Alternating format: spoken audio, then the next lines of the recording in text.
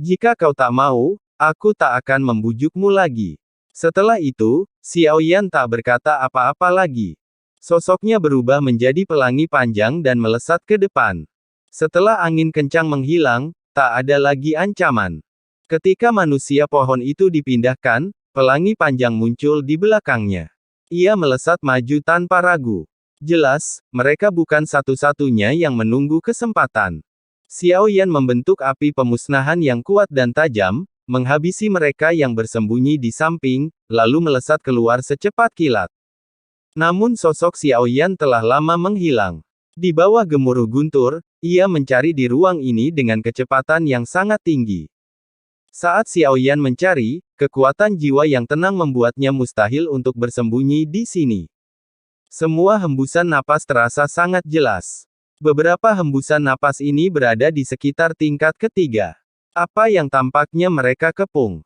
Xiaoyan merasakan dirinya berada ribuan kaki jauhnya. Saat itu, langkah kakinya melesat cepat, dan sosoknya tiba-tiba menghilang. Ketika ia muncul kembali, ia sudah merasakan fluktuasi napas. Setelah melewati puncak pemusnahan, gurun yang bergelombang ini muncul. Ruang itu sangat luas, dan ruang yang berkelanjutan memiliki kekuatan yang luar biasa, seperti Lingsu, dan ruang setelah kehancuran dapat dipulihkan. Pada saat ini, Xiaoyan berada di udara, dan auranya benar-benar tersembunyi. Selain itu, selama jiwa virtual tidak ingin ditemukan, tidak ada yang dapat menemukannya di bawahnya. Tanah rusak di area yang luas, dan di bawah tanah yang rusak ini, ada magma yang bergulir. Ada sosok gelap yang berkeliaran di magma, dan sosok-sosok ini mengejar dengan cermat. Ini adalah roh api. Mata Xiaoyan sedikit terkondensasi dan tenang, dan jiwanya tiba-tiba menyapu dan mendeteksi bayangan hitam yang berkeliaran di magma. Itu memang roh api, tetapi pada dasarnya itu sama dengan Jiemi Gangfeng, yang merupakan api ungu dari Jiemi Yanyanhuo. Xiaoyan langsung mengerti mengapa begitu banyak orang ingin membunuhnya. Jelas, orang-orang ini telah menemukan keberadaan api ungu. Namun, meskipun mereka tahu tentang angin pemusnahan, tak seorang pun memiliki kemampuan absolut untuk merebutnya secara paksa dengan kekuatan mereka sendiri seperti Xiaoyan. Xiaoyan kemudian menatap manusia pohon itu. Tanpa terkecuali, tak satu pun dari mereka adalah orang kuat dari Sensi, melainkan dari dunia luar Sensi, seolah-olah tak ada orang kuat dari alam seperti itu. Xiaoyan belum merasakan satu pun dari mereka sejak ia masuk ke sini. Hal ini membuat Xiaoyan merasa cukup aneh. Apakah tidak ada orang sekuat itu di Sensi? Atau apakah daerah misterius itu jebakan untuk menarik orang luar? Xiaoyan memikirkannya, dan itu agak seperti tulisan tangan ratu. Saat mencari keberuntungan untuk Xiaoyan, itu juga dalam keadaan seperti itu. Dapatkan kesempatan pengalaman yang cukup. Orang-orang ini tampaknya tidak berasal dari dunia yang sama, totalnya 5 orang. Tetapi kenyataannya, hanya 2 dari mereka yang menjadi pemimpin. Mengikuti tatapan Xiaoyan, di antara tokoh-tokoh seni bela diri, hanya 2 orang yang sangat mencolok. Tahanan rumah, aku tidak menyangka kau masih ada. Tepat saat Xiaoyan mengamati, orang lain berbicara. Sosok yang dia katakan tampak sangat istimewa. Meskipun sosok itu dalam bentuk manusia, kulitnya merah tua. Seperti cerutu tebal. Ketika Xiaoyan melihat kulit seperti itu, dia bermimpi untuk kembali ke benua Douqi. Ketika dia pertama kali mengambil api jantung King Lian, dia juga menggunakan koreng darah seperti itu untuk menahan suhu api yang tinggi. Namun, koreng di tubuh orang ini jelas memiliki daya tahan yang lebih tinggi. Ras khusus macam apa tahanan rumah itu? Percakapan itu secara alami jatuh ke telinga Xiaoyan. Tidak pernah mendengarnya. Rambutnya kering dan kasar, dan ujung-ujung rambutnya terkadang bergerak tanpa angin. Sepertinya ada percikan samar yang berkedip-kedip di dalamnya. Menghadapi kata-kata pria itu, pria yang dikurung itu mengabaikannya dan langsung bergegas ke magma bersama sesama sukunya. Seperti yang diharapkan, sekelompok idiot. Tanpa mengucapkan sepatah kata pun, kelompok idiot ini sangat gila. Mereka hidup dengan melahap api.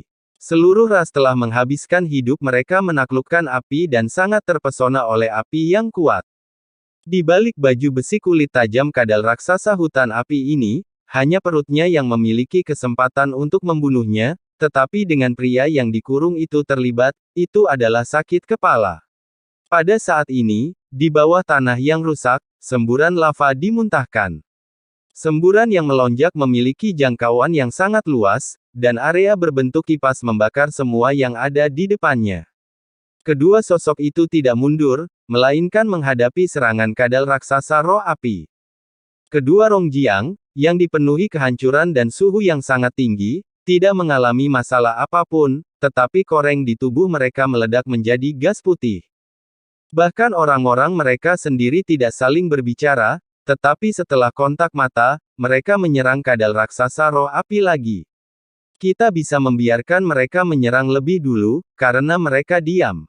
Jangan salahkan kita karena memanfaatkan mereka. Pria itu menyilangkan tangan dan tampak superior. Ia berpakaian mewah. Ketika Xiao Yan melihatnya, ia memancarkan kekuatan jiwa yang cukup kuat. Kekuatan jiwa peringatan dini, dan telah mencapai puncaknya.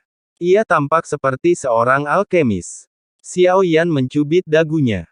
Pria itu tak pernah menyangka bahwa di tengah pikirannya yang meraup keuntungan, ada trik tersembunyi lain di baliknya. Meskipun kadal raksasa roh api itu mengandung api ungu, ia sangat lemah. Mungkinkah masih banyak roh api seperti itu? Seketika, Xiao Yan sekali lagi menyebarkan kekuatan jiwanya yang terkuras, dan ternyata seperti dugaannya. Ada dua napas lain di sini. Jika mereka diubah oleh seberkas api ungu, maka seharusnya ada setidaknya 5 roh api seperti itu. Sekarang hanya tersisa 3, dan 2 lainnya telah musnah. Untungnya, Xiao Yan tidak menunda lagi. Akan membuang-buang waktu untuk mengamati. Mereka tidak layak menjadi musuhnya. Saudaraku, halo, aku tidak tahu dari dunia mana kau datang ke sensiku untuk mencari harta karun. Xiao Yan melangkah keluar dari sosok tersembunyi itu dan tiba-tiba muncul. Tiba-tiba, dia muncul di sampingnya tanpa disadari oleh pria itu. Pria itu dan 2 orang di sampingnya terkejut dan ketakutan, lalu segera mengambil posisi bertahan. Siapa kau? Kami dari Paviliun Pil Emas Transformasi 9 Pedang Ilahi 9 Surga. Setelah menyadari bahwa Xiao Yan luar biasa, dia langsung bereaksi dan menangkupkan tinjunya ke arah Xiao Yan. Tanpa pemahaman apapun, kecuali ada kepastian kemenangan yang mutlak, kebanyakan orang akan memilih untuk bersikap sopan sebelum menggunakan kekerasan. Pedang ilahi 9 surga itu bagus. Aku ingat ada temanku bernama Hua Ken di tempatmu. Xiao Yan tertawa, dan sebelum pria itu sempat berbicara, dia menghilang dengan sayap petir di bawah kakinya. Dia berkata, apa itu alam ilahi 9 surga, adakah orang sebaik Hua Ken? Nama itu terdengar sangat familiar. Pria itu tertegun dan berpikir. King Wuya, Dewa Kehormatan. Hua Ken adalah nama asli Dewa 9 Matahari. Sementara pria bernama King Wuya itu masih berpikir, 2 orang di sampingnya berkeringat. Ia berbicara dengan hati-hati di telinganya. Begitu kata-kata ini keluar, Jin Wuya tiba-tiba mengangkat kepalanya dan melihat kadal raksasa roh api terbang ke udara. Secara logika, ia tidak akan meninggalkan sungai lelehan kecuali ia ditendang keluar dari magma oleh seseorang.